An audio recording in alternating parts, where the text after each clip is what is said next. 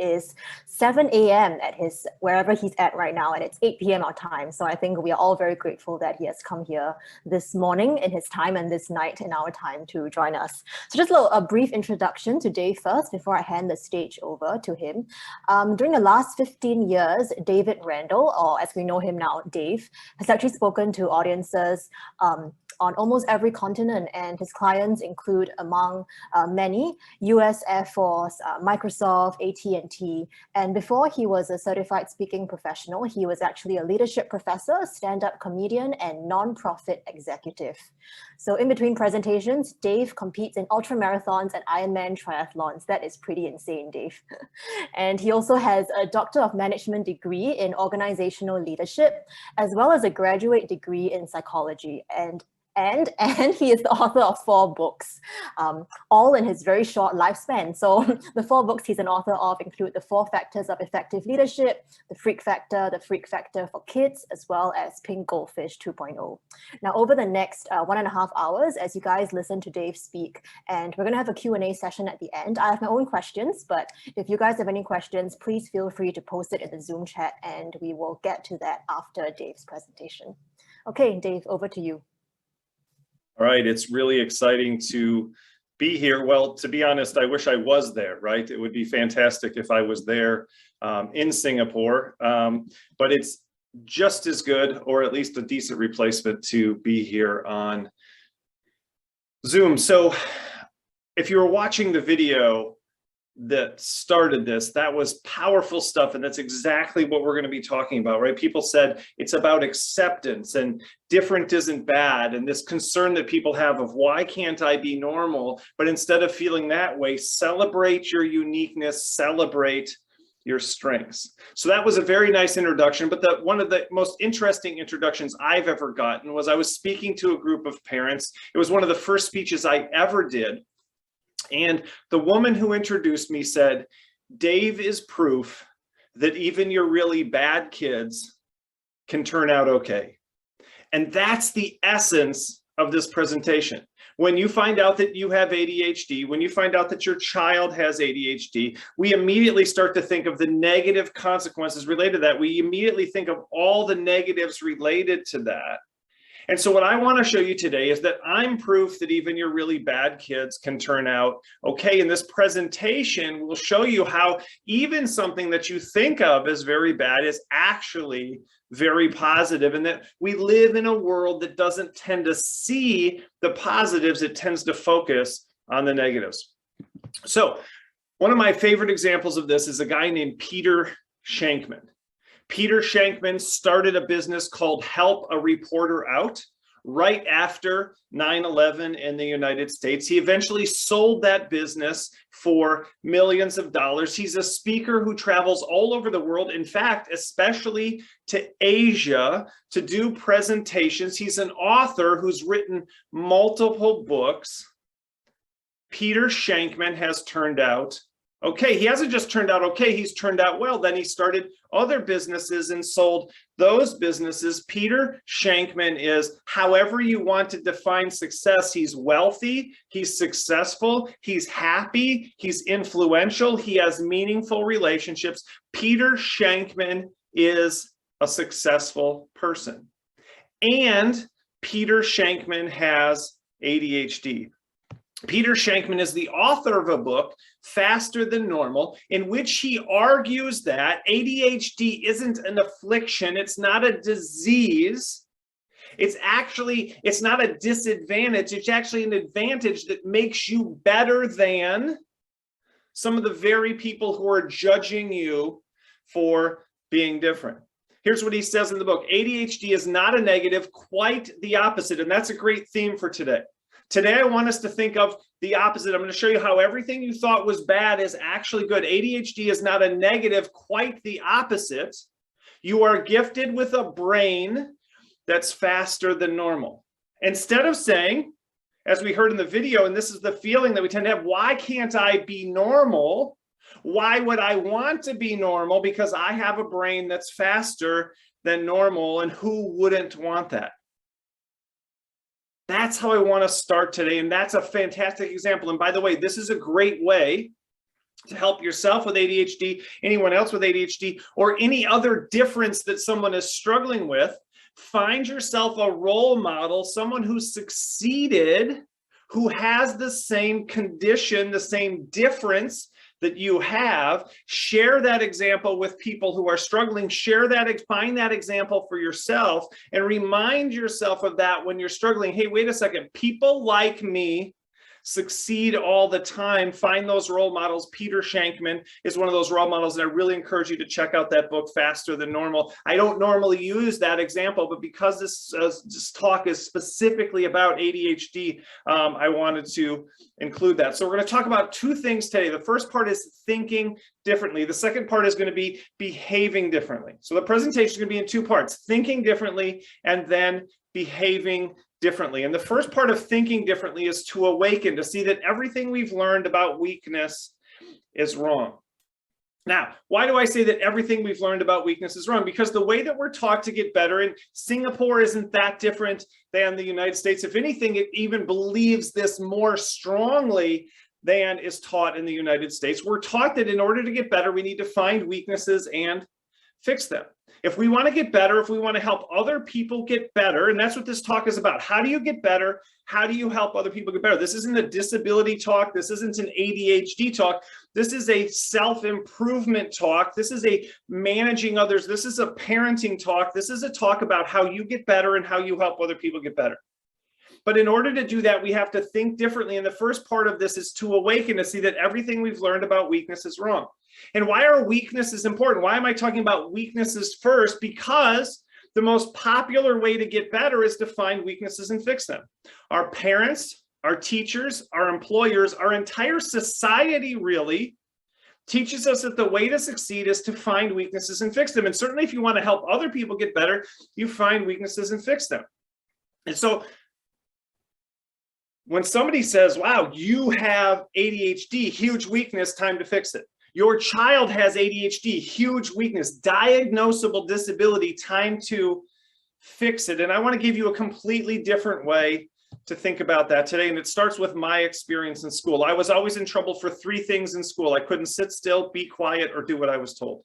Teachers didn't like me very much. They called me obnoxious, rebellious, inappropriate, immature, told me I had no self-discipline and no self-control. And if I couldn't fix those things, I was going to end up homeless and living in a van down by the river.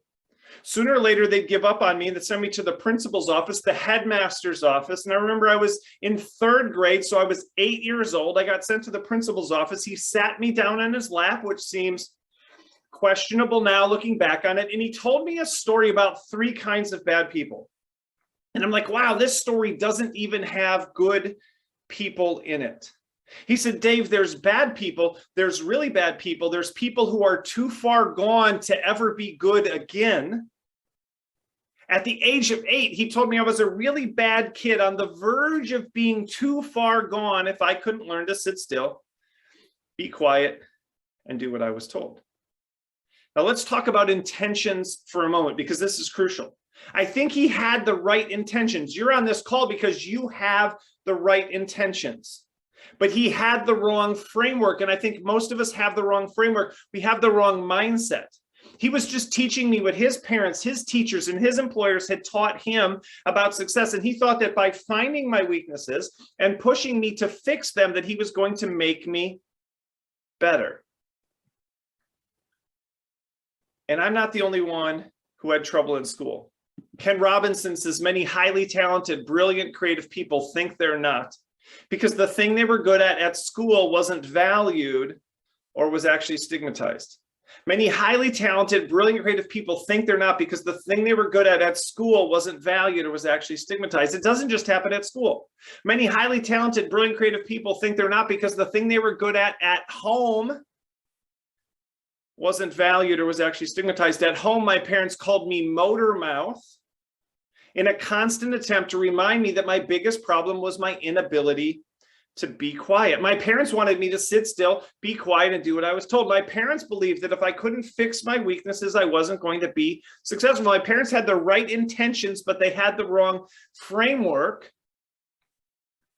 They loved me. They were concerned about me. They wanted me to succeed, but they still had that mindset that only success comes from finding and fixing weaknesses. This doesn't just happen at school and home. It happens at work. I work with a lot of entrepreneurs, and the reason a lot of them became entrepreneurs is because they didn't fit in the traditional workplace. The thing they were good at work wasn't valued or was actually stigmatized. So let's watch this process. Many highly talented, brilliant, creative people think they're not because the thing they were good at, their strength, their biggest strength, wasn't valued. It was ignored, or it was denied, or it was actually stigmatized. In other words, the world told them, school, work, home, that the best thing about them was actually the worst thing about them. And I realized that that's exactly what happened to me. Because as you heard in the introduction, I get to travel the world as a professional speaker. As an adult, I get paid to stand up, not to sit down. I get paid to talk, not to be quiet. And I get paid to run my own business, not to do what other people tell me to do. It turns out that every one of my weaknesses was also a strength.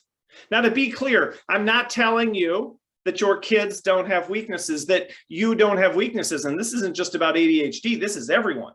Everyone has weaknesses that are also strengths. And even though those weaknesses are also strengths, they are still also weaknesses. There's two sides to the coin. It's a two-edged sword.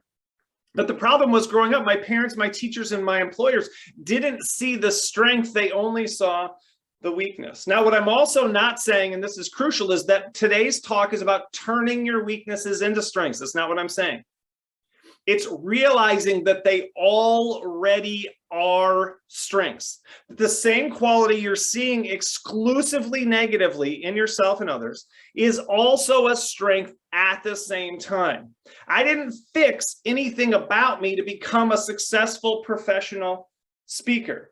I actually turned up the volume, we're going to talk about this, on the worst qualities that I had to become a professional speaker.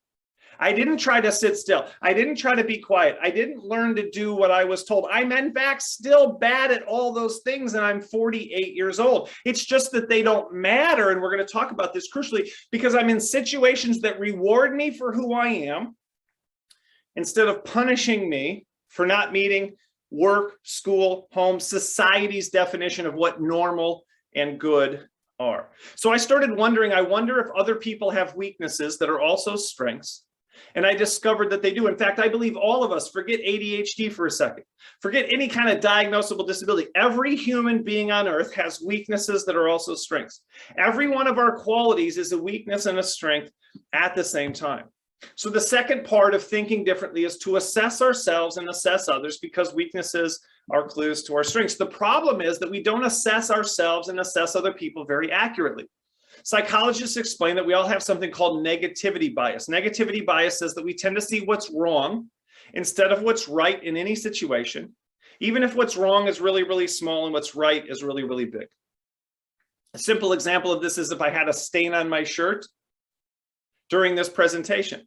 If I had a big stain on my shirt right here on my shoulder, negativity bias says every single person watching this video would be thinking negative things about me as a human being because I'm unable to keep myself clean.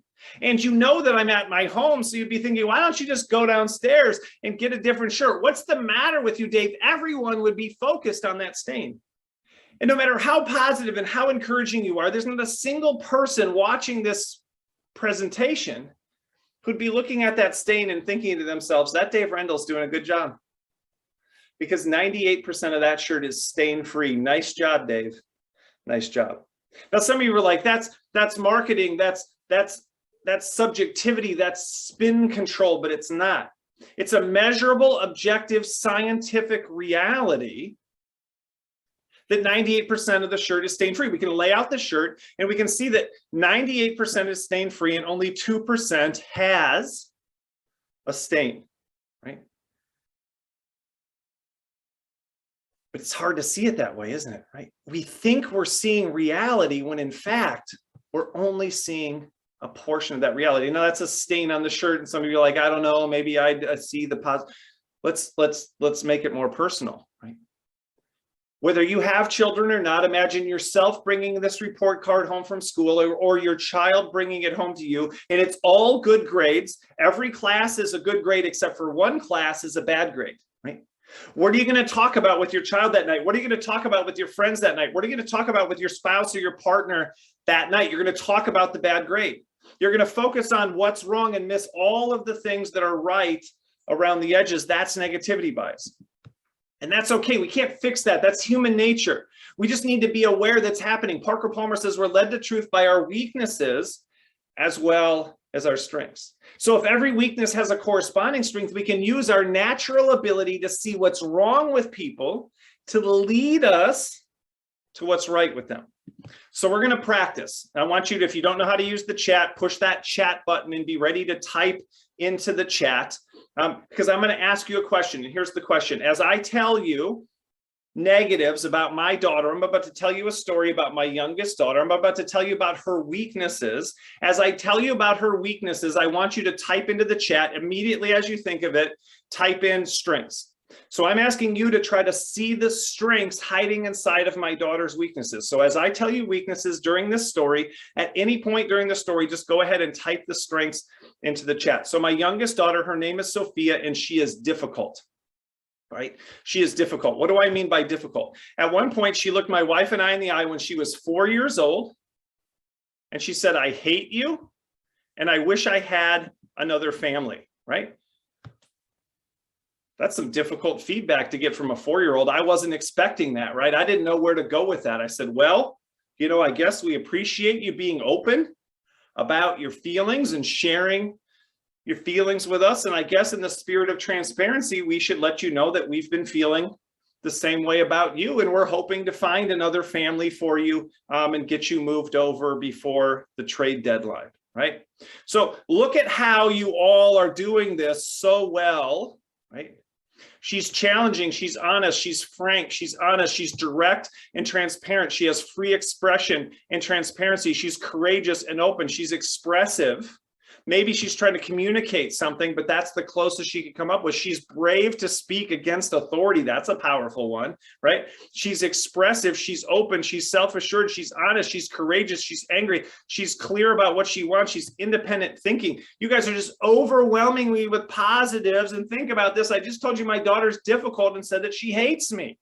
Look at how well you're doing at this already. As soon as I suggest this idea that weaknesses are strengths, we can see it. But very few people are suggesting this. This is why I get to travel all over the world presenting this idea, because most people actually say this: strengths are probably weaknesses. Good things about you might be bad things about you. Be careful. Watch out for the negatives. Let's be focused on everything that's wrong. And look at how quickly you were able to do this, not only accurately, but quickly. And look at the flood, right? Look at the flood of comments that are coming through just in a second, right? We didn't have to go through an hour-long training session. I didn't have to get you to fundamentally realign your brain. We're ready to do this. This is true, and it's true everywhere. We're on different sides of the world. You're literally a day apart from me. It's nighttime there. It's daytime here. It's morning. The sun just came up here. The sun is going down there. We're on opposite sides of the world. We have Western cultures and Eastern cultures, but you're seeing the truth of this immediately. This is important, and this is powerful, right? So let's keep going. Sophia's difficult and Sophia's a liar, right? We sent her to kindergarten on the first day of school of kindergarten. The teacher said to bring a snack and a lunch, and Sophia brought a snack and a lunch and some little crackers in a bag and some water. And at snack time, the teacher said, get out your snack, and she got out her snack and she got out her water. And then the teacher noticed that some of the kids didn't have a snack. Now, this isn't because of poverty. Sophia goes to a school where all the children are doing fine financially, or at least their parents are. And so these kids didn't, it wasn't because of lack or because of poverty that they didn't have a snack, but some kids, you know, forgot, and their parents forgot, and they were irresponsible or unfocused or whatever, and they didn't have a snack. And so the teacher went over to her desk and she got some cookies and some juice. And she gave the cookies and the juice to the kids who didn't have a snack. Now, I don't know if you remember what it's like to be 5, but Sophia was not pleased. This is some bull crap over here. I'm over here with crackers and water, basically prison rations, and these delinquent children over here who didn't follow instructions are getting cookies and juice. I want cookies and juice. So she raised her hand. First day of organized school, a 5-year-old girl raises her hand. The teacher called on her. She said, "What can I do for you, Sophia?" And Sophia says, "I forgot to tell you earlier, I'm actually allergic to water." Right? Sophia sold all her credibility on day 1 of school for some cookies and some juice, right? Sophia sold all her credibility on day 1 of school for some cookies and juice. Sophia's difficult. Sophia's a liar. But type into the chat, what is a strength that you saw in the dishonesty that Sophia exhibited, right? Somebody said that she's creative, she's clever, she knows what she wants, and she's not afraid to take risks. She's funny, she's problem solving and goal oriented, she's quick thinking. Yeah, quick thinking. So Sophia didn't know anything about allergies until that morning when the teacher told them about allergies, because Sophia doesn't have allergies and she doesn't live with anyone with allergies, and she was 5, she'd never heard of allergies. So she learned about allergies in the morning, and a few minutes later was able to use allergies in her lie, in her dishonesty. She was quick thinking, right? She's bold, she's resourceful, she's creative, and not afraid of authority. Now let's stop here for a second, because I know a lot of you are parents. Isn't it great to have an adult who's not afraid of authority, who's willing to stand up if something's wrong? But when it's a child and they're doing it to us, it doesn't feel very good, right? This is an important transition we need to make today, is recognizing that just because I don't like it and appreciate it as a parent doesn't mean it's not good. It's not enjoyable for me to experience as the authority figure, as the adult, but it will be a fantastic quality for them to have as an adult, and that's what I'm supposed to be preparing them for. In other words, just because I don't like it doesn't mean it's wrong, and that's a difficult transition to make as a parent, right? She's daring and resourceful. She saw flaws in the system. She's a fast thinker. She's resourceful. She's decisive. She's recognizing something that seems unfair. She's determined. She's not afraid of making herself heard, right? And think about this. She's a girl in a world that often sees being female as a disadvantage, as a weakness, as a negative, and she's already not afraid to stand up for herself, right? Tin says, let's not call the other parents irresponsible or their children delinquent for not preparing snacks. Fair enough, right? For the purpose of that story, but that's a great idea, right? Let's dig a little deeper, right, and see what maybe they're going through and dealing with. Great perspective from Tin, right? Now, but this is crucial. Look at what you just did. You did everything I'm going to talk about today. I'm just going to fill in the blanks. You saw that weaknesses were strengths. I didn't need to explain it to you. I didn't need to point it out to you. I just suggested it, gave you an opportunity, and you can do this every day with your children, with your spouse, with your partner, with your coworkers, with your employees, with your managers, with your bosses, with your customers. What if every time we encountered a negative or a weakness, we looked for that corresponding strength, right? All right, so we got to keep going. We got a lot of ground to cover here. So here's the idea, right? I love it. Remember the video, why can't I be normal? And then the video says, celebrate your uniqueness, celebrate your strengths. Acceptance, different isn't bad. And then this is the theme of the talk today. What makes us weird also makes us wonderful. And what makes us weak also makes us strong. If you don't remember anything else from today, what makes us weird also makes us wonderful. What makes us weak also makes us strong.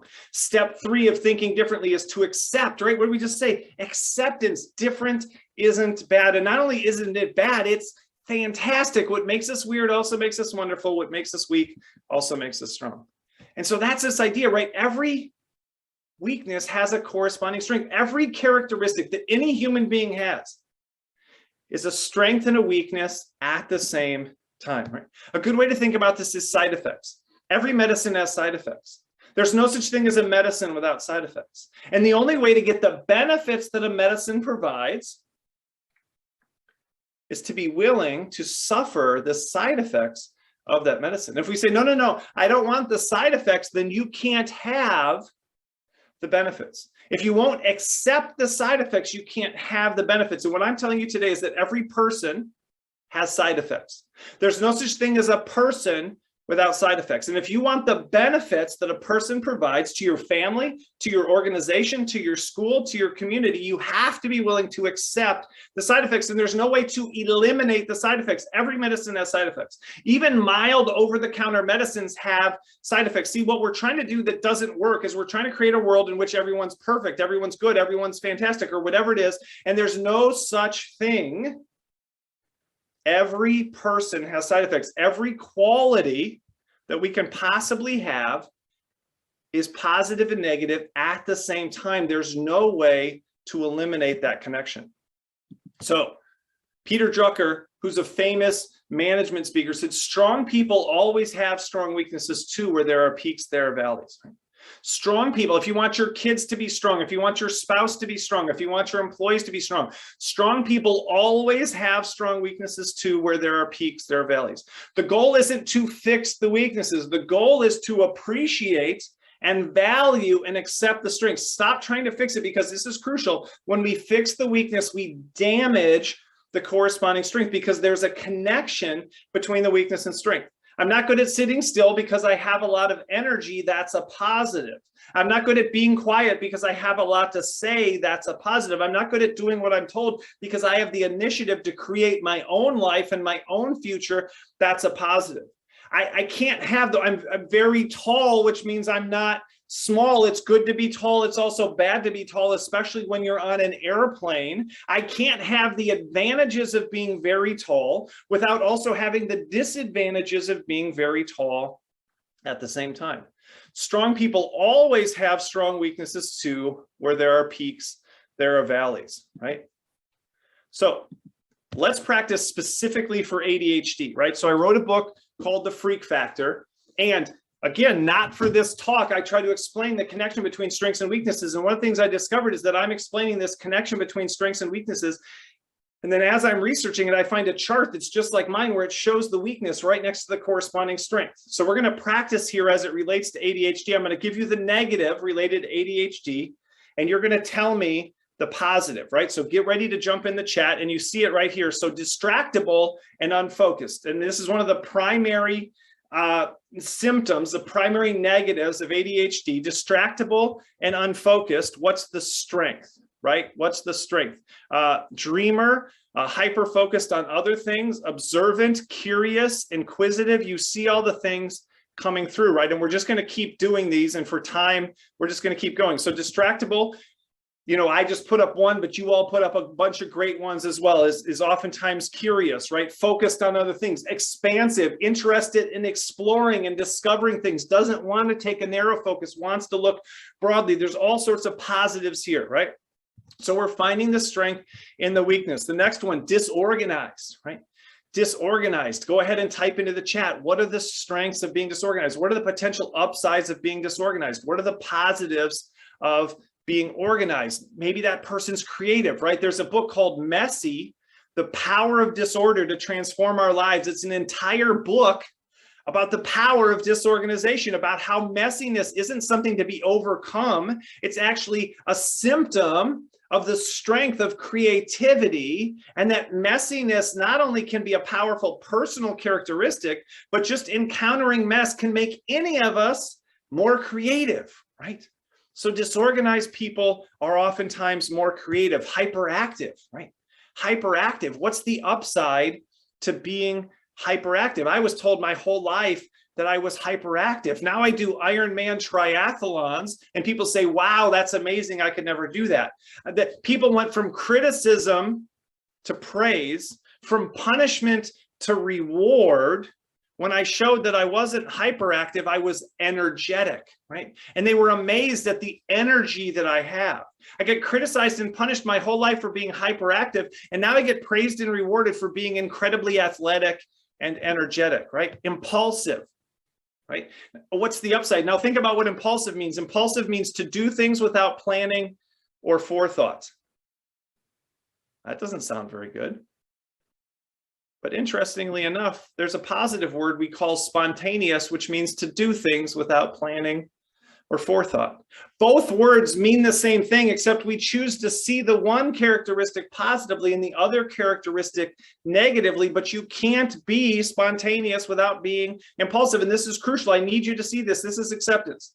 You can't say in 2022, I want to be more spontaneous and do things without planning ahead, and I want to be less impulsive, and I want to stop doing things without planning ahead. It's the same thing. You can just use it positively or use it negatively. You can apply it positively or apply it negatively, but it's the same characteristic, right? Same thing with stubbornness, right? What is stubbornness? Stubborn means to stick with things longer than people think is reasonable. Well, that doesn't sound very good. Stop being unreasonable, right? But what's the upside? Persistence. But what is persistence? Sticking with things longer than most people think is reasonable. It's the same word, right? We just choose to see the quality negatively or positively, but it's the same exact thing, right? We're not turning weaknesses into strengths. We're recognizing that that characteristic is already a strength, right? And then what about somebody who's moody, right? Somebody who's moody, that's a negative way to look at somebody who's sensitive to their own feelings, sensitive to the feelings of others, sensitive to what's going on in this world, right? And look at the chat, right? You guys are just absolutely crushing it with this, right? And that's all this is, but not just for ADHD, right? For every aspect of your life, every relationship that you have, every person that you interact with, walk in with this mindset that what makes us weird also makes us wonderful, and what makes us weak also makes us strong. And we're not trying to fix the ADHD, and we're not trying to fix our partner, and we're not trying to fix our kids, and we're not trying to undo the weakness. We're trying to acknowledge and recognize, and this isn't rose-colored glasses. You saw that this is true. This is real. There's powerful strengths connected to every weakness. And the next one is to appreciate, right? This is the last part of thinking differently, the fourth part of thinking differently. Appreciate. We succeed because of our weaknesses, not in spite of them, right? George Eliot said, every limit is a beginning as well as an ending. I want to show you the beginnings that come with the limits that we have. Some motivational speakers want to tell you there's no limits. There are limits. And what we need to do is understand those limits and use those limits to guide us from what we can't do to what we can do. So let's take dyslexia, a different kind of disability. Dyslexia is a learning disability that causes people to struggle to read and struggle to write. And we all know that if you struggle to read and struggle to write, you're going to struggle in school. And we've all been taught by our parents, teachers, employers, and by society in general, and especially by our educators, that if you struggle in school, you'll struggle in life. And that's why they were really surprised when they were studying millionaires in the United Kingdom and discovered that 50% of the millionaires in their study had dyslexia, even though only 10% of people in the general population have dyslexia. They were studying entrepreneurs in the United States and discovered that 50% of the entrepreneurs had dyslexia. 35% of the entrepreneurs had dyslexia, even though only 10% of people in the general population have dyslexia. This is Ingvar Kamprad. He's the billionaire founder of IKEA, the world's largest and most profitable furniture company, and he has dyslexia. This is Richard Branson, the billionaire founder of the Virgin series of companies, and he has dyslexia. And I know what you're thinking, and this is what we've been taught. Yeah, Dave, he overcame his dyslexia. He fought through that challenge. He overcame that barrier. He broke through that wall. He fixed that weakness, and then he became successful, and that's not the story. They asked Richard Branson, how has dyslexia affected your success? And he said, strangely, I think my dyslexia has helped. This talk is about ADHD, but this is crucial. I use this in every talk that I do everywhere in the world, right? Talk to parents, talk to teachers, talk to employers, talk to kids. Right? And look what he said, strangely, I think my dyslexia has helped. Put ADHD in there. Strangely, I think my ADHD has helped. Strangely, surprisingly, counterintuitively, because it's against what we've been taught to believe, Richard Branson is saying he's better because of his dyslexia, not in spite of it. That's appreciation. I am better. Peter Shankman saying faster than normal. I'm better because of my ADHD. If you took it away from me, you'd make me worse, not better. If you fixed it, if I overcame it, if I somehow pushed it down, I'd be fixing something, but I'd be damaging something else because there's two sides, right? Paul Orfila had dyslexia and ADHD. Now we're putting it together. Two different disabilities at the same time. He got kicked out of 4 schools. If you're his parent, how are you feeling about his future success? Got kicked out of 4 schools. Then he got jobs and would get fired on the first day of those jobs. Then he went to work for his own father, and then he got fired by his own father. So what did he do? He started his own business, right? He started his own business.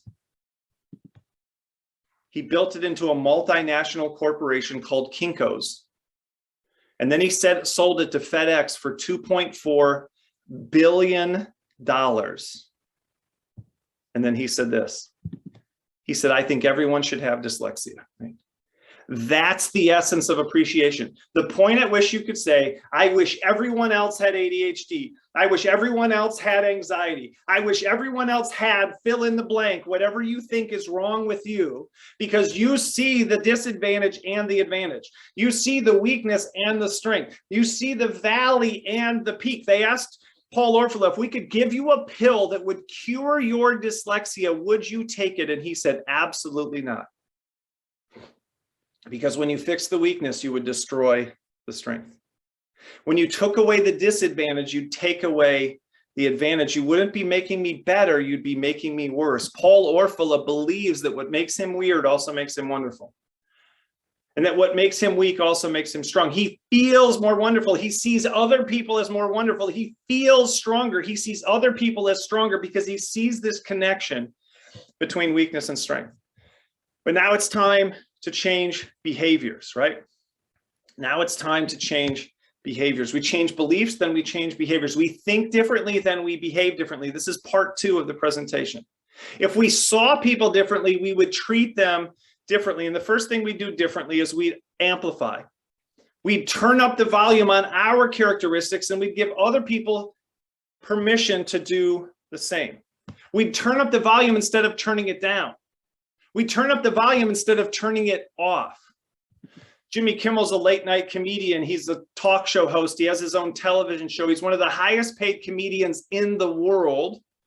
And a few years ago, he was asked to host the White House Correspondents' Dinner, black tie affair, lots of famous and successful people there. And at one point, he leans into the podium. He seems to be getting really serious. He says, I just want to thank Mr. Mills, my 10th grade history teacher, who told me that I would never amount to anything if I didn't stop screwing around.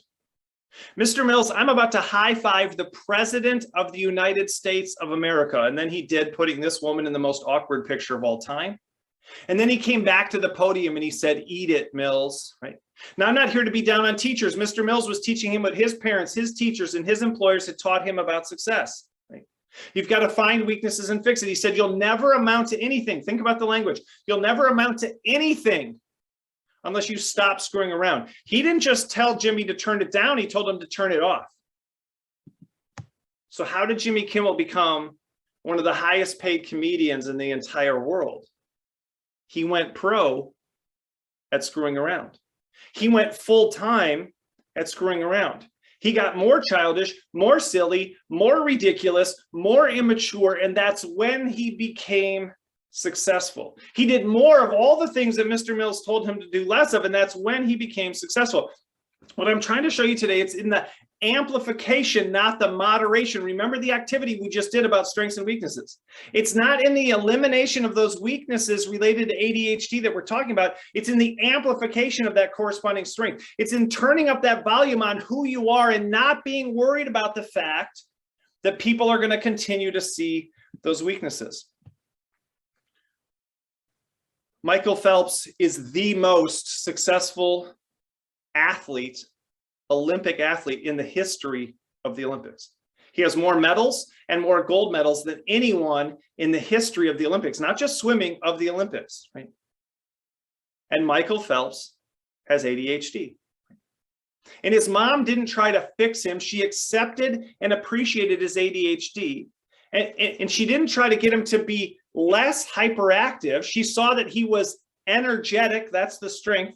And then she put him in a situation, we're going to talk about that in a second, that rewarded him for being energetic instead of punishing him for being hyperactive. She didn't try to change who he was, she changed where he was. She found the perfect situation that put the spotlight on the best things about him. She gave him permission to turn up the volume on hyperactivity. That's the H, turn up the volume. No coach ever sends a child home from practice and says, oh my gosh, your kid's just so hyperactive. They won't stop running and moving. Right? His mom gave him permission to amplify, right? She didn't try to fix it. She tried to help him amplify that quality that so many people saw as a negative, that psychologists and teachers saw as a negative. And she saw it as a positive and gave him permission and space to turn up the volume. How could you amplify, right? That weakness strength combination, I call them your defining features. Can you give your child permission? Can you give yourself permission to turn up the volume? And you would if you believe that what makes us weird also makes us wonderful, and what makes us weak also makes us strong. But we also have to find alignment, right? We have to stop trying to fit in and find the right fit, right? There's a man named Thorkild Sohn, and he lived in Denmark, and he had a son with autism. Two of the symptoms of autism are hyperfocus and doing the same thing over and over again. His son was in therapy for hyperfocus and doing the same thing over and over again because that's not normal. And we judge people by how close they are to normal, and that's how we define disabilities. If you're too far from normal, there must be something wrong with you. But then Thorkild Sohn went to work in software testing, and he saw that in software testing, they needed employees who could hyperfocus and do the same thing over and over again. He quit his job and he started a business called Specialisterne. It means the specialists in Danish. They only hire people with autism to do software testing because the disability becomes an advantage. The weakness becomes a strength in the right situation. Thorkild Sohn didn't change who his son was. He changed where his son was. He didn't change who people with autism were. He changed where they were, and their weakness became a strength. Their disability became a competitive advantage when they found the right situation, when they found a match between who they are and where they are, when they found a match between the person and the place. If you don't hear anything else from me today, the way weird becomes wonderful, the way weakness becomes strength is when we, for ourselves or for our children, help them find the right fit. And when we can't find the right fit, we take it a step further like Thorkild Sohn and we create the right fit. He didn't say, well, schools don't work for my son. He didn't say, well, there's no jobs for my son. He built a business for his son. He said, my son isn't broken. There just isn't a spot for him. And if I can't find it, I will create it. Like I said earlier, I didn't change who I am. I still have all the same weaknesses, but when I'm a professional speaker, I get praised for everything I used to get criticized for. I get rewarded for everything I used to be punished for. I haven't changed who I am. I've changed where I am. We have to help our children and help ourselves find the right fit between who we are and where we are. Situations are powerful, and they can either put the spotlight on the best things about us or the worst things about us. And the mistake we make is when the spotlight's putting the light on everything that's wrong with someone, we're saying there's something wrong with that person. That's not true.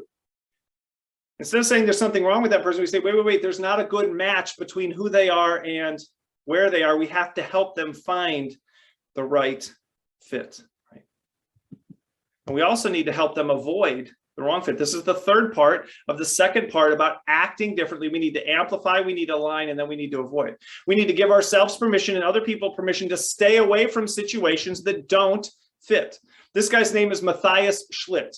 He was born with a genetic abnormality called KTS. When you're born with KTS, one of your limbs, for him it's his right arm, will be gigantic in comparison to the others. His right arm is 3 times the size of his left arm. There's no cure, there's no way to fix it.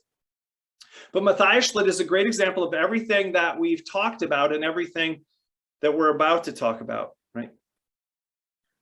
Because he can't fix the fact that he has a gigantic right arm. But I want you to guess in the chat, where did Matthias Schlitt find alignment? Where does a person with a giant right arm find the right fit, right? So the first thing Matthias Schlitt did was he found alignment. And he found alignment, like Tin said, like Io said, in arm wrestling, right? Jamie said it, arm wrestling. Juan said it, arm wrestling. He found a situation where his weakness, his weirdness, is a strength. And here's how you know you found alignment. When people want, or the situation demands, amplification, because now he takes his weird, gigantic right arm, and now the goal is to make it even bigger. Now, instead of trying to minimize it, make it smaller, hide it, seem normal, try to feel normal, try to let people not see that your body doesn't match. Now it's time to build up that right arm, make it even more muscular, make it even more powerful. Now he's amplifying because he's found alignment. You'll know you found the right fit alignment when people start demanding more of what they always used to ask for less of. I had to wake up early because Moon Lake asked me to talk to you all on the other side of the world. My parents spent their whole life telling me to shut up. Now people contact me from the other side of the world and say, will you get up early to talk to us? I get to amplify because I found alignment, but there's one more part, because look at that left arm. The left arm is really skinny. He could make that arm bigger. He could exercise that arm. We're not talking about abstract weakness now. We're talking about actual muscular physical weakness, right? Why doesn't he exercise his left arm? And this is crucial. It's because you arm wrestle by weight class. Just like wrestling, just like boxing, just like ultimate fighting, you stand your whole body on the scale, and then you arm wrestle against people who weigh the same total amount as you. And this is so crucial. I need you to hear this. Matthias Schlitt deliberately doesn't build up physical weakness or physical strength in his left arm. He deliberately actually keeps the rest of his body as thin and as weak as he possibly can on purpose, because they weigh your whole body in arm wrestling, but you only get to use your right arm. All that other strength actually counts against you on the scale. All that muscle counts against you on the scale, and you can't use it in arm wrestling. He doesn't just succeed because of alignment and amplification. He succeeds because of deliberate avoidance. Remember, acceptance. He doesn't try to fix that physical weakness because it's actually an advantage to keep the rest of his body small and to keep his right arm gigantic, because he's in a sport that weighs your whole body but only allows you to use your right arm. And here's what I'm telling you today. We're all arm wrestling by weight class.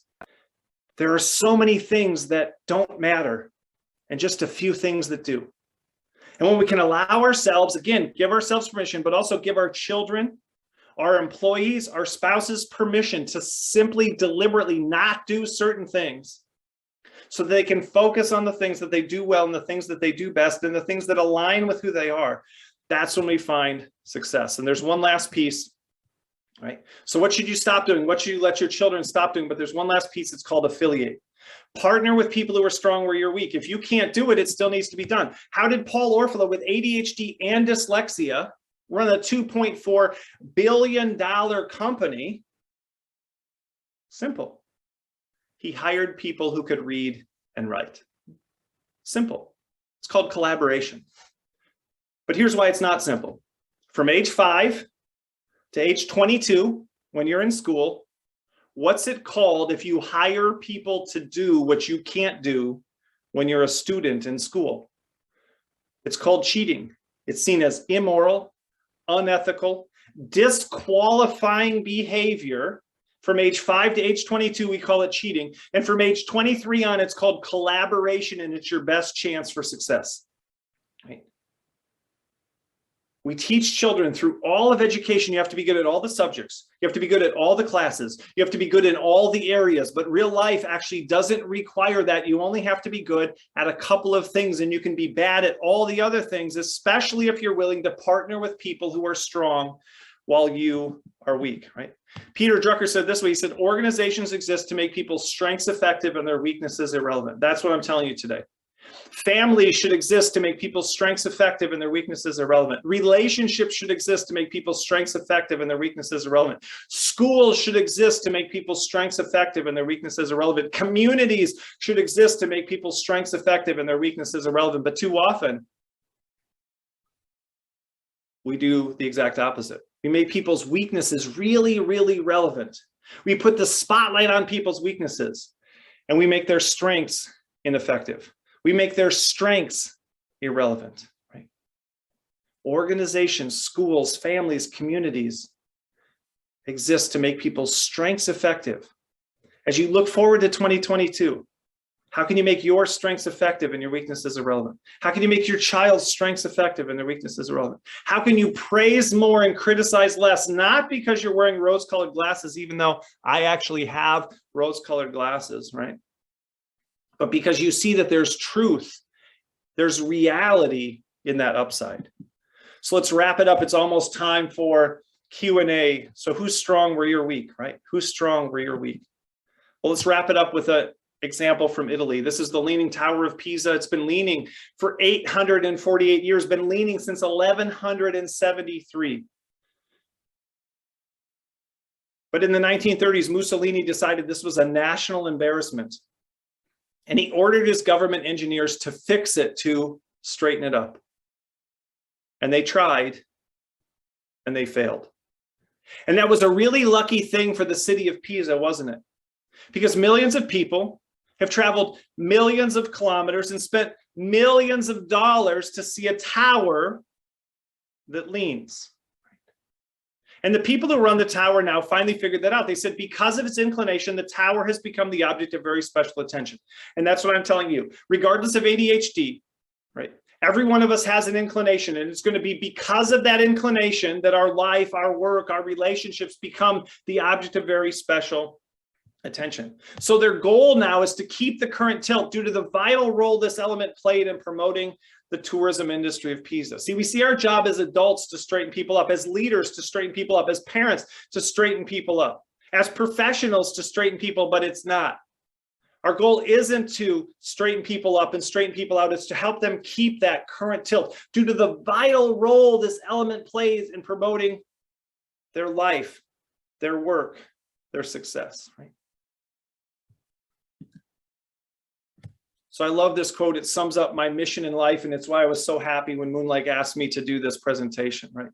E. Cummings said, we do not believe in ourselves until someone reveals that deep inside of us something is valuable, worth listening to, worthy of our trust, sacred to our touch.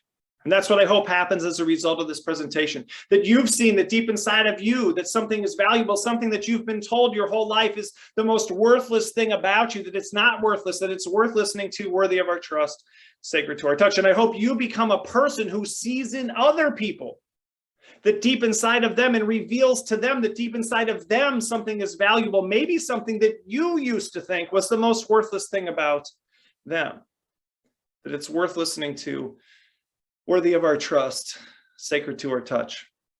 And this last story that I'm going to tell isn't just for you. It's a story that I tell to everyone that I meet every time that I do this presentation anywhere in the world, and it's about ADHD. Because I wrote a book called The Freak Factor for Kids, because so many people were telling me about their children when I would tell them about the freak factor. I have a child with ADHD, I have a child with dyslexia, I have a child with autism, I have a child who's being bullied. What can you do for my child? So I wrote a book called The Freak Factor for Kids. And a woman named Stacy bought it, and she took it home to her son Leo, and he was 10 years old and he had ADHD. And she gave him the book and he read it, and he wrote me a note. And I still have that note, and I'll remember it for the rest of my life. It said, "Thank you, Mr. Rendall, for the book. It made me feel better about who I am." Because I was the first person in Leo's life who told him that deep inside of him something was valuable.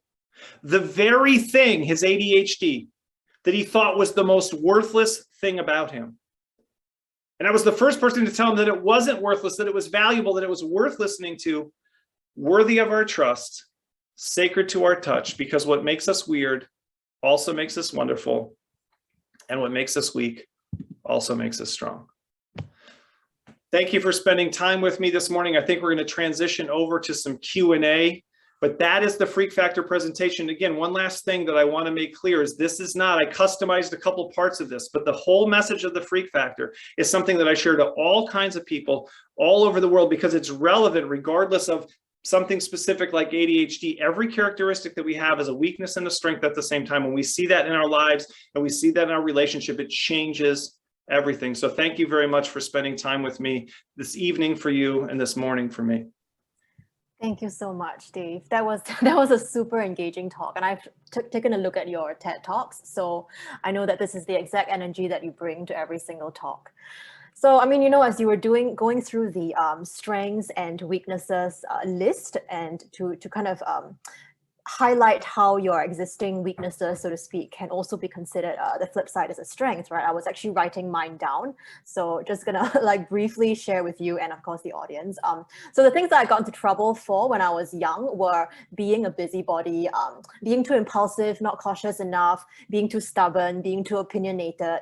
And I have managed to turn all of that into my strengths, which is why I'm a journalist. But the thing is, I think for a lot of people, this strength seeing paradigm or this shift in mindset is not always so easy, because I think there needs to be a fundamental shift within you to understand that, okay, I'm valuable and therefore I believe in that. And you have to internalize that message before you're able to actually change your behaviors rather than just a very superficial belief change. How exactly would you advise people, to overcome some of these challenges that you yourself face in trying to shift your perspective on your weaknesses? Yeah, so I think it's just, it takes time, right? And it's like you said, look how quickly people in the session were able to see the strength when they had, so first part is knowing that it's even possible, right? And then what happens is people just start seeing it in their own lives, but then they start seeing it in that coworker, they start seeing it in their child, they start seeing it in their spouse. They see a news story about somebody who has this, disability or this problem, but they're having this phenomenal success and they realize there's a relationship between the two. So I do just think it's a gradual opening and awareness that happens with people over time. And you can certainly push it. You can seek out those things. You can Google, people with ADHD who've been super successful, and you find CEOs of companies and you find very successful, very famous people. And you can do the same thing with dyslexia. You can do the same thing with autism. You can do the same thing with, so you can actually go seek it out as well. If you're trying to accelerate, that understanding in yourself, you're trying to accelerate that identity change, right? The confidence level that I have in this idea it feels like it's pretty close to the maximum it could possibly be. But I developed this idea, 15 years ago, right? And at that point, I didn't have that same level because I hadn't seen the same examples. I hadn't seen it be true in so many different places. I mean, now I have a book about all the marketing and strategy implications of seeing that your business weaknesses could also be strengths, right? So the more I see it, the more I find it, and that's called confirmation bias, right? When you're looking for something, you'll tend to find it. And so if you've been convinced that this seems true, this seems relevant, it really just is seeing it become more and more true over time in your own life and in the lives of other people. And then also seeing it be useful. It's not just helpful to know it, it's to see it actually change something, right? To see somebody improve from it, to see that you're happy and fulfilled. Because I love that you said busybody, because that's actually one of the strength weakness things, right? We go, oh, that person's nosy, that person wants to be in everybody else's business. And then what's a journalist? The journalist is someone who's in everybody else's business, right? It's supposed to be finding out what's going on with people and exploring things that usually have nothing to do with them, right? Just being out there. And it's also an opportunity to have ADHD, to be involved in a bunch of different, you don't have to focus on one thing. You can be involved in, you can do this one day and then explore this the other day. You can learn about this one day and learn about this the next day. It's great to be really widely interested when you're a journalist, right? So when I can see it work for me, so I think that's another part of it, is try it. Don't just say, okay, we'll see. Take one of the steps that I recommended, see what kind of results you get. And if things go well, try another one. So I think the other way to deepen that as part of your identity or part of your reality is to do something with it. Don't just say, okay, maybe later, or I'll get to it, or whatever, because this is a really fundamental shift. It's, try it, sit down with your spouse and think about what some of your kids' strengths might be that are related to the weaknesses that they have. Do the same for yourself. Do the same for your coworkers. And I sent Moonlight, an example of the kids' assessment and the adult assessment. Do that for yourself, and then start doing that with other people as well.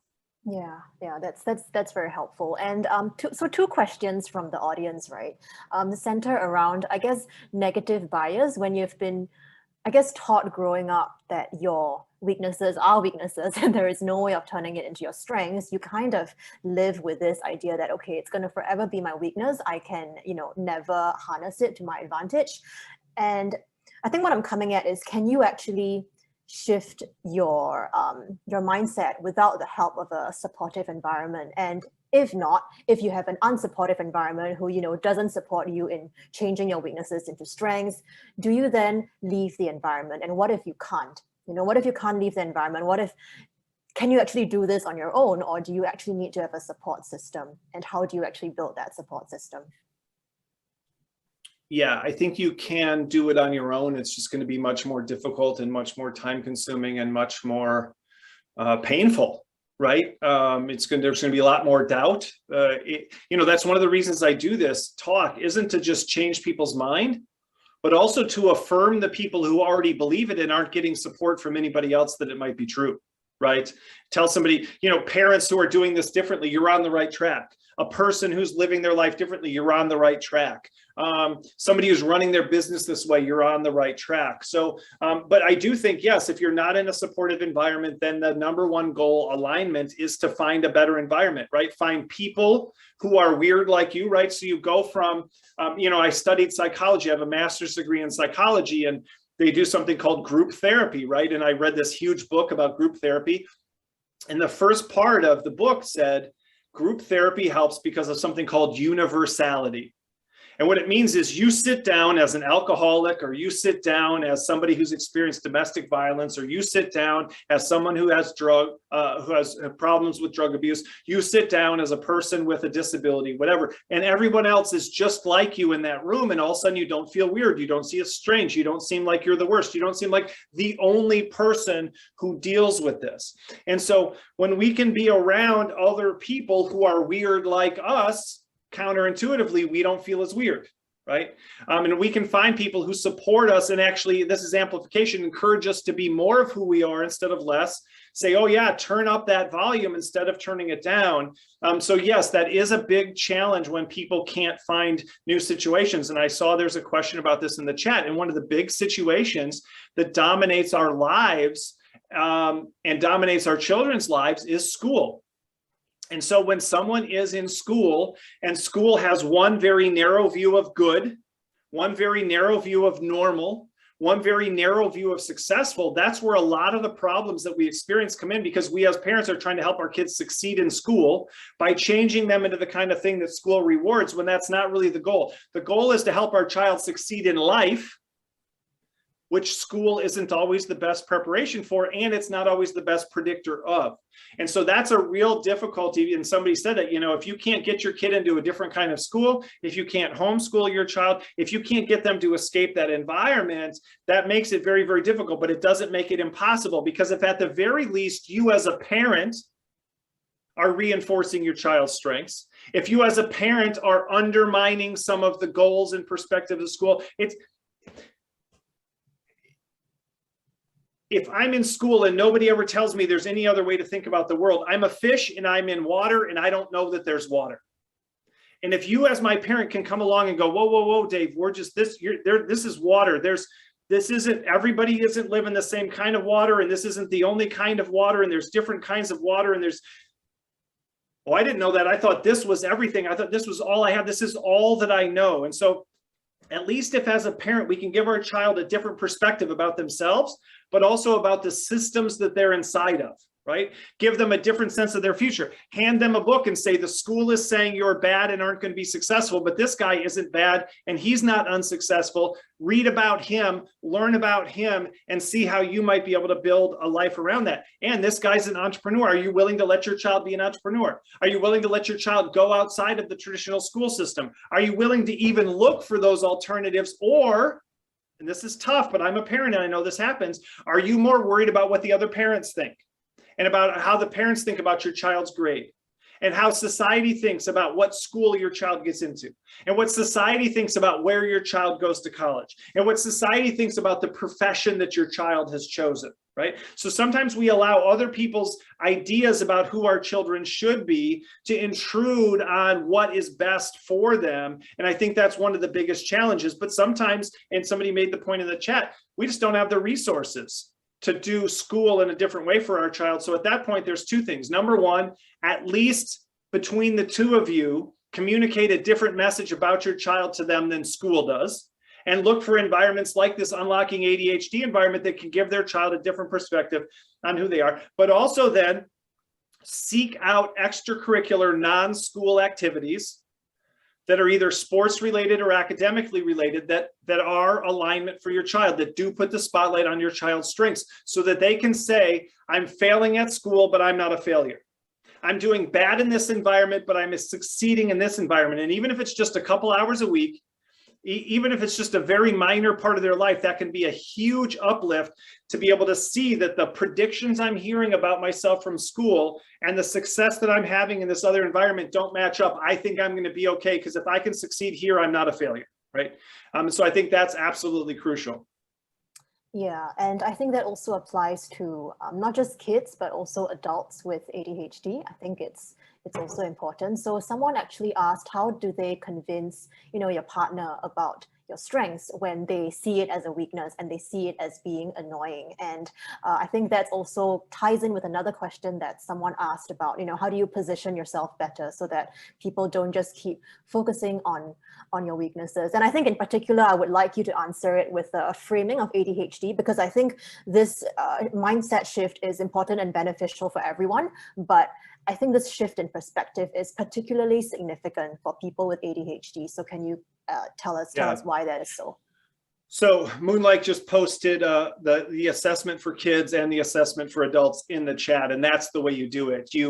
You sit down and you pick your weaknesses, and your spouse or your partner picks their weaknesses, and then you pick your primary strengths, and your spouse or your partner picks their primary strengths. Or there's the kids version, you do this with your children, and then you see how they're connected. You see how you can't be persistent without being stubborn, how you're messy because you're creative, how you seem rude and blunt sometimes, but that's because you're direct and honest. And here's what's crucial, and when I talk to couples about this, I give this example, oftentimes opposites attract, and the very thing that attracted us to our partner is the thing that starts to push us away, right? So I think the crucial understanding in marriages and in relationships like that is this idea that that thing that's annoying me is also connected to that thing that I love the most about you, and the thing that I was attracted to the most about you. And it's that acceptance. The acceptance is the crucial part. I don't get to have this without also having that, right? And also I choose if I'm going to see you as spontaneous or impulsive.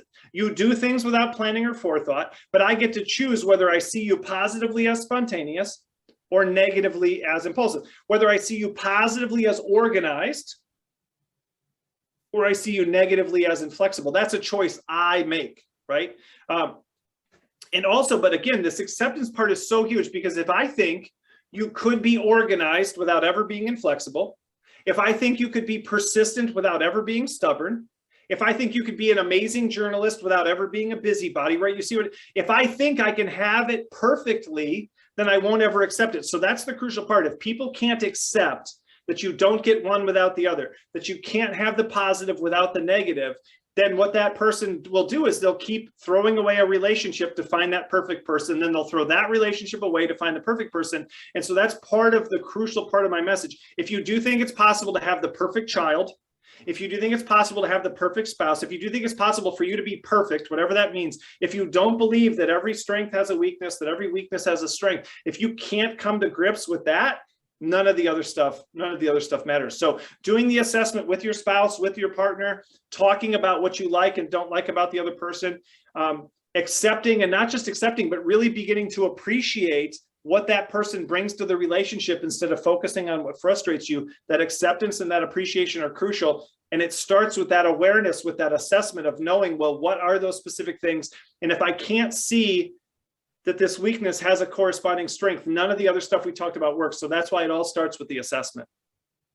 Yeah, and I think also, at least in my interactions with people, I think it helps when, you accept yourself. So I think when you're honest with yourself, that kind of, like you mentioned in your talk, gives people permission to accept themselves as well.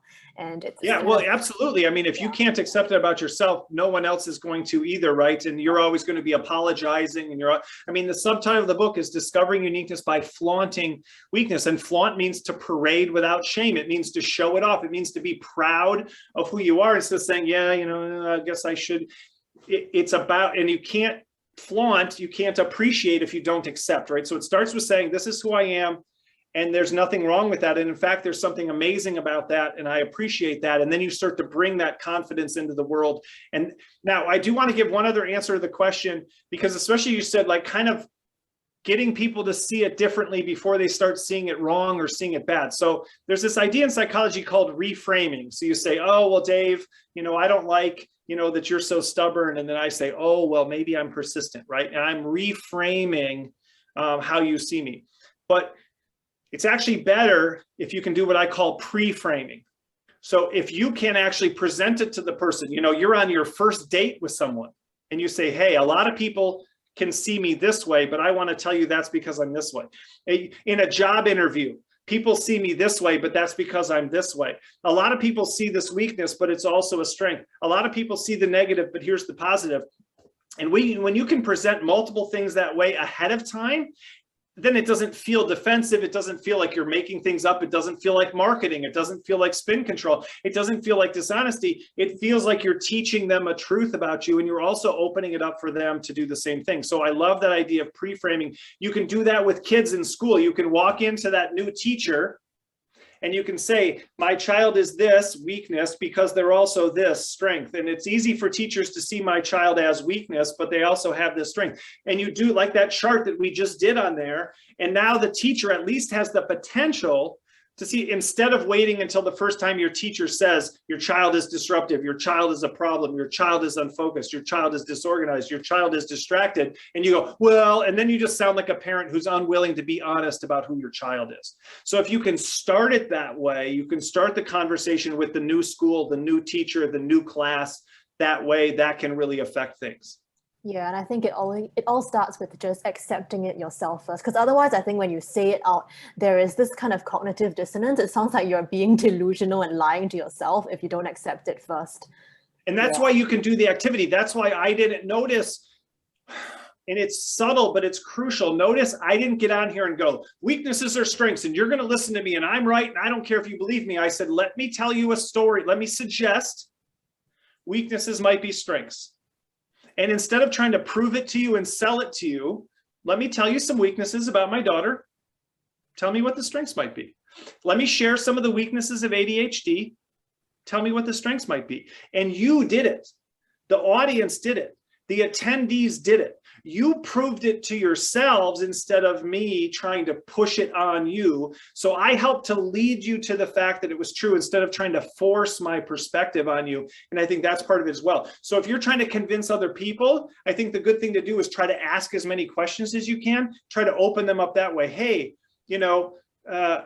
this is a negative. Can you see how it might be a positive? One of the ways is to share, my video is free on the website. The kids book is free. The video is free. Share the concept with somebody who didn't see this presentation, then do the assessment, then have a discussion. Let me tell them something's true.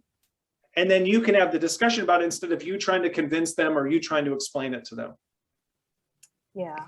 And I mean, what was the turning point for yourself when you were growing up and you realize you are done trying to fit in and be normal? Or was it kind of a gradual build up?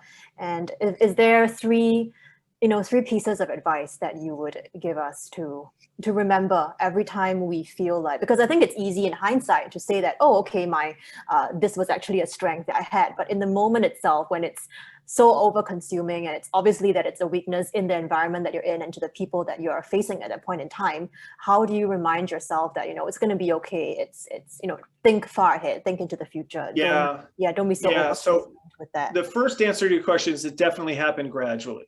The first time it happened though, and this is crucial, and I use this in my talk with educators, but this is also really valuable for parents as well. I was in college, I was in university.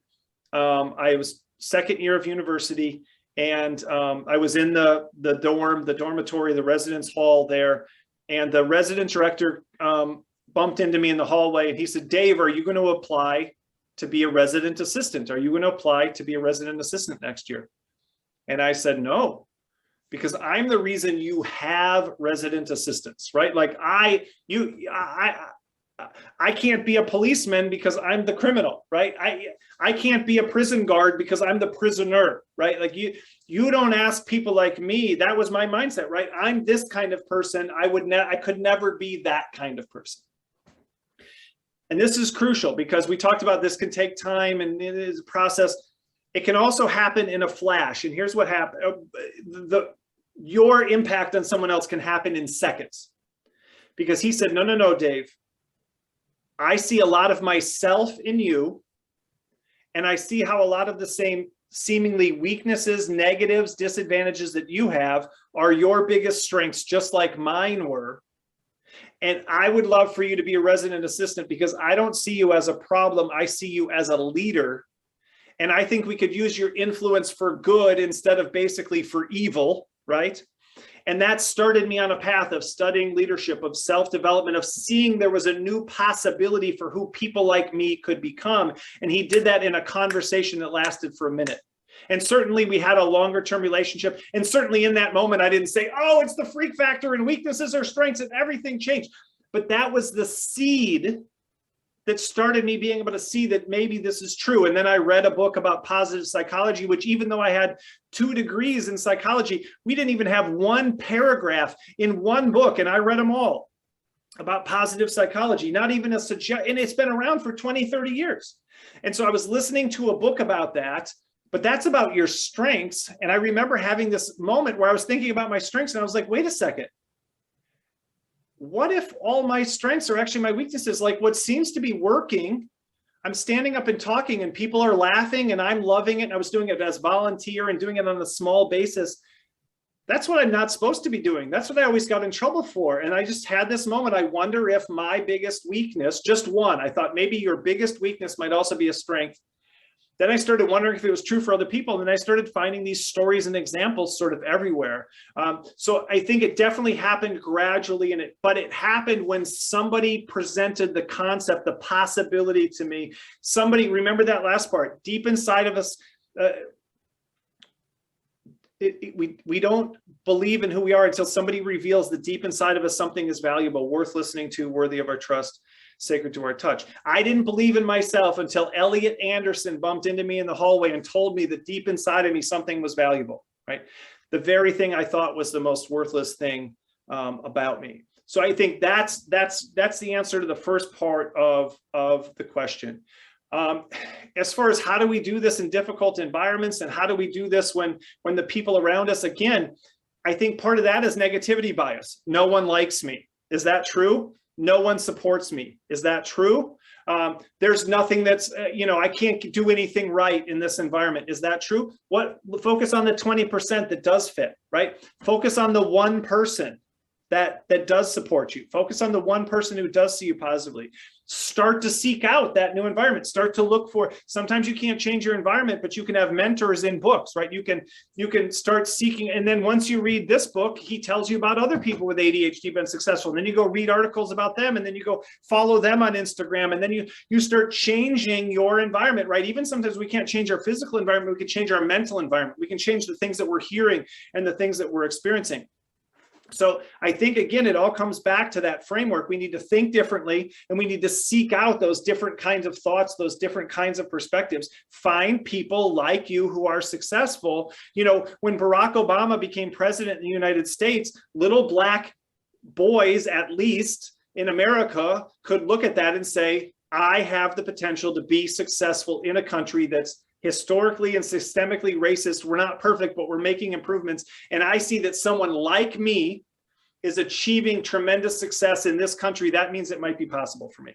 When we can have role models, and that's why it's so powerful to have, at least we have a woman vice president now. So little girls can grow up and say, hey, at least that level's possible. And hopefully they'll be president at some point. Because when you don't, it seems like it might not be possible. So I think role models are really important. And being able to say someone like me, whether it's ADHD, autism, being a minority, whatever it happens to be, someone like me has been able to succeed, and then finding a whole community of people like that, whole series of role models like that, and start surrounding yourself with those relationships and that information, that really starts to change us.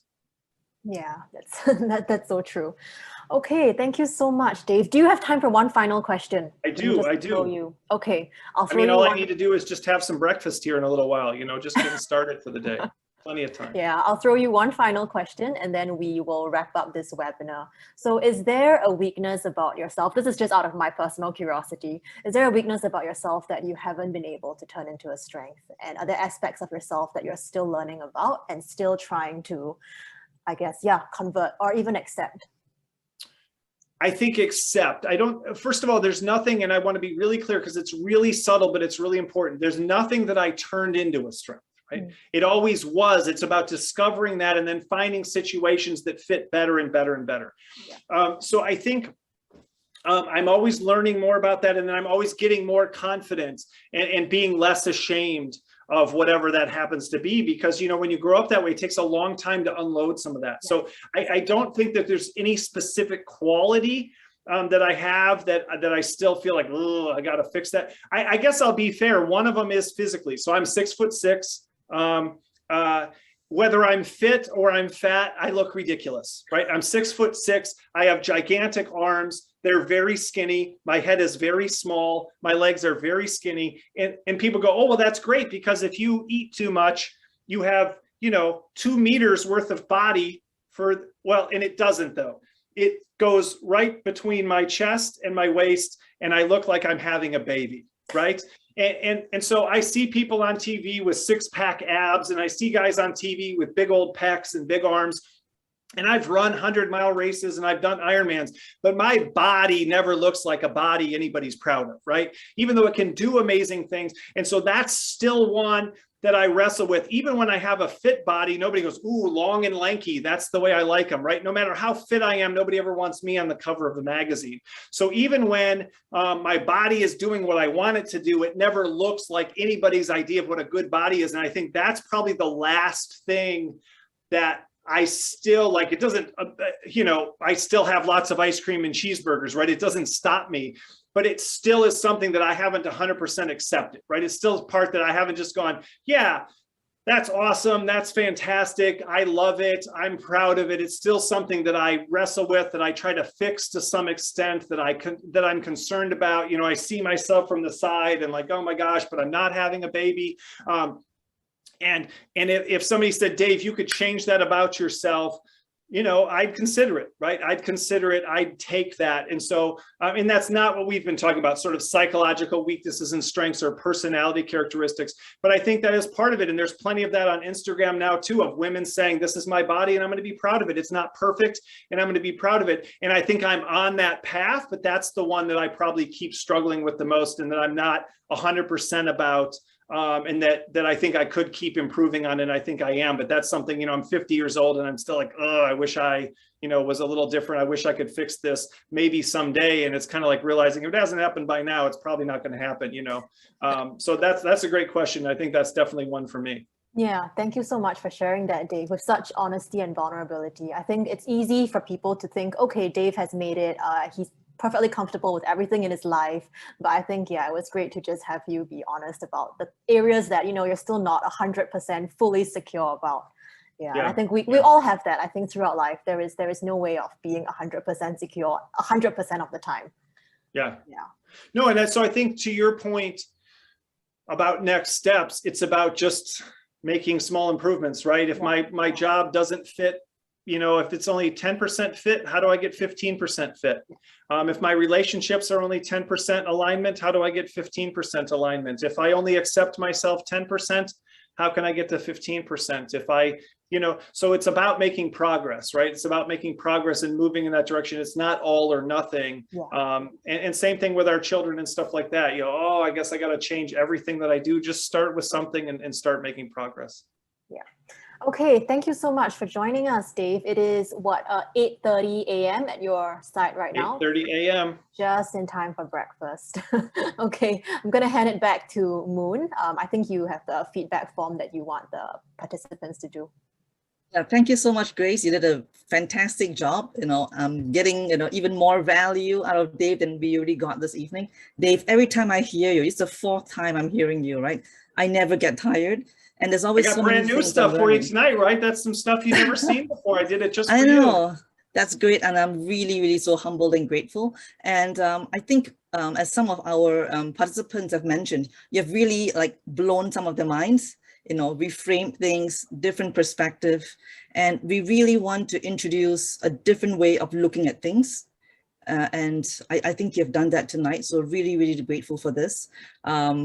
On behalf Well, of— and I want to thank you too. Yeah. I mean, when I was watching those videos before we started, I mean, your video, shares my message, right? Why can't I be normal? The kid was upset. And then the parent was like, celebrate your uniqueness, celebrate your strengths. It's about acceptance. Difference isn't bad. I mean, that's what I talk about. And again, I'm not talking to disability communities when I talk about that. I'm talking to everybody. And so, you're appreciating me, but I want to say to everybody who's on this call, unlocking ADHD is trying to help you specifically develop that perspective in the world that you're in and has insights into that. So, that's exciting to me because a lot of people say, I wish I would have heard this sooner. And what I tell them is that's why I do what I do. I'm on a mission to tell every teacher, every parent, every child, every manager, every company, every business, every government about this idea. And the fact that you're doing the same thing is really inspiring to me and makes me very, very happy because I can't get to everybody, right? And so it's exciting to find someone who's doing something really meaningful like this. And that's something people might know about me too. I started my career helping people with disabilities to get job opportunities. So I started in the nonprofit world. I started in the disability world. And that's informed my perspective. So this is incredibly, inspiring to me to be a part of what you're doing. Thank you. And just to read one of the comments here, right? Thank you, Dave, for this paradigm shift.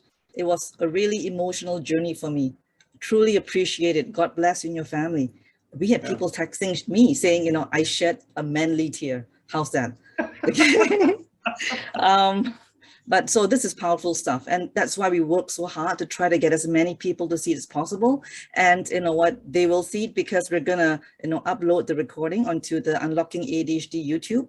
So that's available for everyone. So really, again, from people in Singapore, Hong Kong, Malaysia, Philippines, who have, called in today, thank you. And we hope this is the first of, some collaborations, next time. And you know what, for anyone out there who's listening, if you would love Dave to come and speak at your company or the school or anything else, you know what, he's just going to introduce this power, right? And this reframing to the team. So Dave has spoken again at TEDx and with all the Fortune 500 companies. So please read his books. He's got a lot of wisdom and power to share. I just want to share the screen just to remind everyone, please give us some feedback on how the talk went today, what you liked about it, what you learned, so that we can also keep improving our programs. And beyond that, right, this is the Unlocking ADHD website. So please go and visit. It's the most comprehensive site on ADHD in Singapore and probably this part of the world. And best thing, it's a display of ADHD strength. It was all done by our volunteers in a space of 6 to 7 weeks, from nothing to something, right? And all the articles are really from the ground out. So please come. Check out the site. It has information on understanding ADHD, on how to live better with ADHD, and a lot of personal stories. And if you have a story to share, please contact us. We have tools here. We have a healthcare directory. And also connected with this, we have our support communities. We're on Facebook with a private Facebook group right now for people in Singapore and around. We have almost 900 people in our group and everyone's been so helpful. So please scan the code, join us. We also have a Discord community. So please come and join us there and have more conversation.